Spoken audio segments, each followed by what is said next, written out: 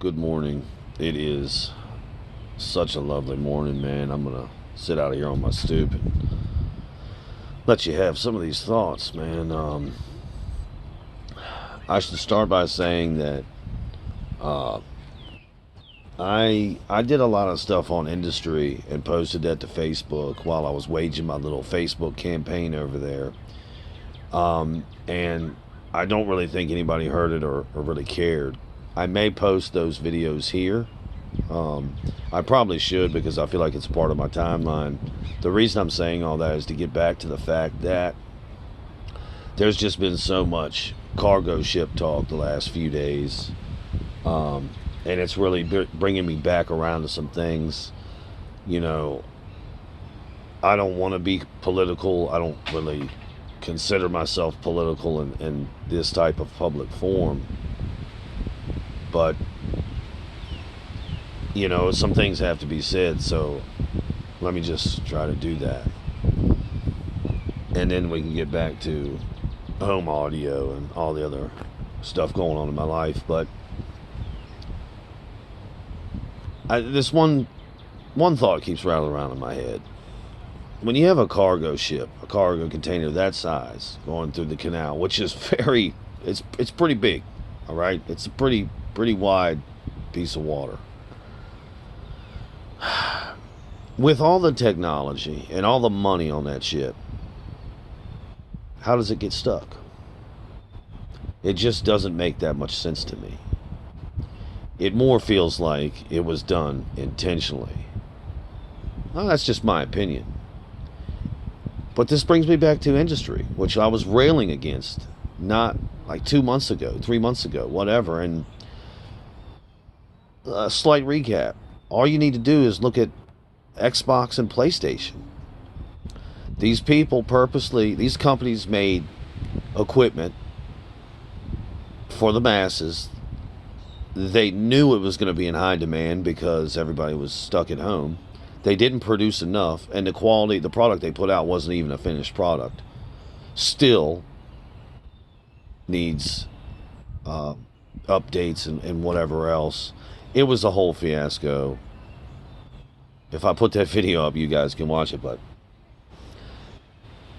then the gaming industry says, oh, well, we won't let bots buy our stuff, but then the bots get all the orders as soon as they hit online. It's a real game here. They create this supply and demand problem for their product, and then they watch their product skyrocket on the open market. And what it does is creates more demand for their product at the end of the day, whether it's a finished product or not. So that's basically what the gaming industry has done. Now, video games, messaging, that's a totally different conversation. Right now, I just want to talk about the industry. So, or give you a little recap on that. Let me move back to the cargo ship.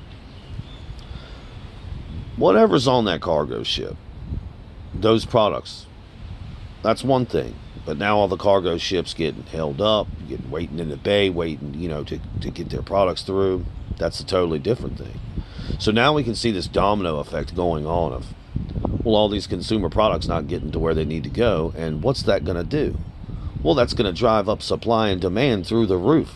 It's going to create a need for these companies to produce more products, to profit more off of their products.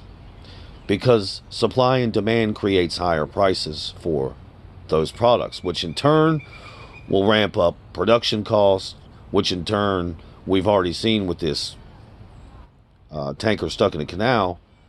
Now we're talking about the transportation part of it. Now that's all jacked up. So those prices are going up.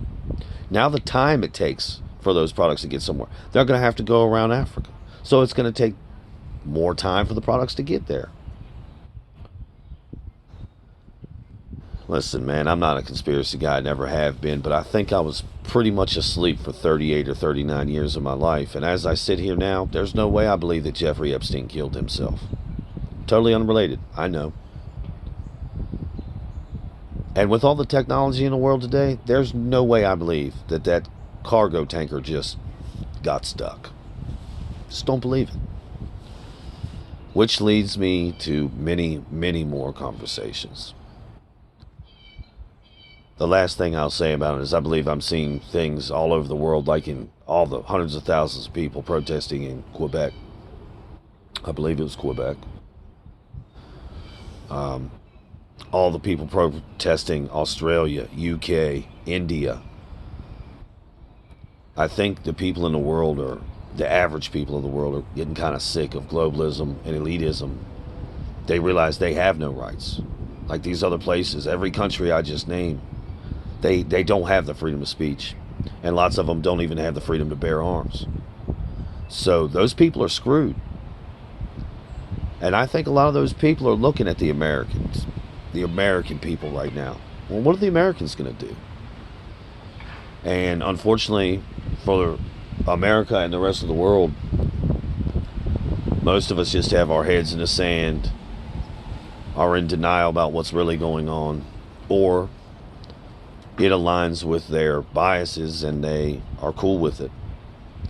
I think more likely most people just don't understand what's really afoot. Anyway, I just wanted to get that tanker stuff off my mind. It's just been up there for a while, and good for me to get this stuff out there. So keep an eye on products this year, your everyday products. See how much they're going to go up by the end of the year. I don't think 2022 is going to be very good for anybody. Unless we can change the course of things, unless we can start now anyway. I guess the message is, be free. Be free to speak. Be free to think. That's the most important. Be free to think. Don't let other people decide for you how the world is or what it is. Don't listen to me on this video and think I've got it figured out, because I don't. That's the beautiful thing about freedom. The freedom to think. As always, thank you for listening. Be good, be safe. Boom.